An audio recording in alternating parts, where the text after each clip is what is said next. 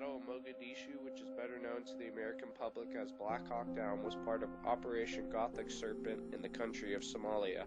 In 1991, Somalia was controlled by two clan groups, one led by Ali Mahdi and the other by Muhammad Farah Aid. Clan warfare led to the destruction of agriculture, which led to starvation in the country. The UN tried to feed and fix the growing problem in the country, but it didn't work out all that well. The UN sent over food, but once it landed, it was quickly looted.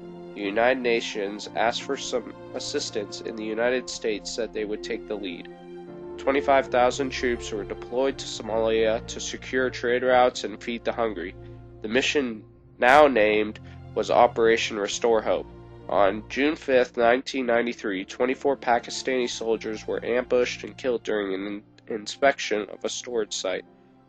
August 8th of that same year, 4 military police were killed by a landmine. After the many deaths and worries about the mission, task force rangers were sent into the country. The U.S. and other countries believed that Aid was behind the killings of these men, so on October 3, 1993, U.S. Army Rangers attempted to capture Aid and his high-ranking lieutenants at the Olympic Hotel. The attack would utilize Delta Force, Army Rangers, AH-1 Cobra helicopter gunships, Little Birds, and UH-60 Black Hawk helicopters.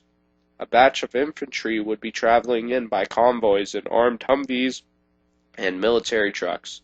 Air Command would be controlled by Delta Force official in a circling Black Hawk. A Navy P-3C Orion would provide the necessary surveillance overhead. To begin the ground assault, a Somalia insider confirmed that Aid was present. After a salvo of TOW anti-tank missiles into the building, 120 Delta Force and Ranger members roped down from their Blackhawks toward the building. As soon as the raid and explosion occurred, Aid rounded up as many supporters as possible to march toward the American positions.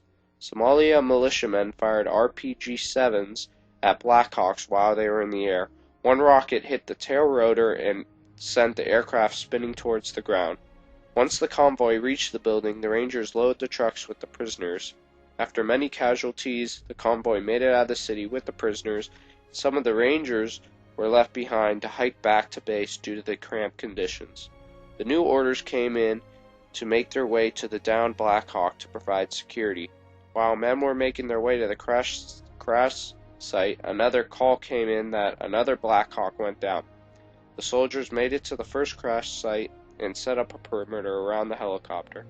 The second convoy of Humvees and trucks were sent from headquarters and came under fire right when they entered the city. The two convoys met up finally and decided to salvage what was left of men and prisoners and head back to headquarters. That meant that the men at the crash site and the soldiers defending it were on their own until they found a way out of the city.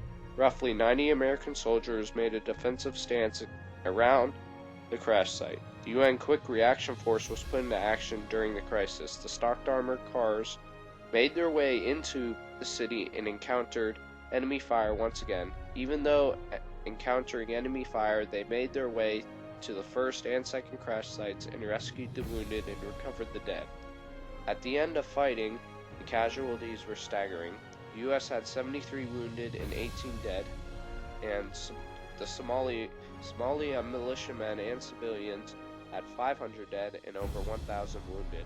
What should have been a peacekeeping endeavor turned into a mission of survival. What is even more staggering is that Aid himself wasn't even at the hotel at the time of the attack, and he was never found. And later, the UN and U.S. dropped the case.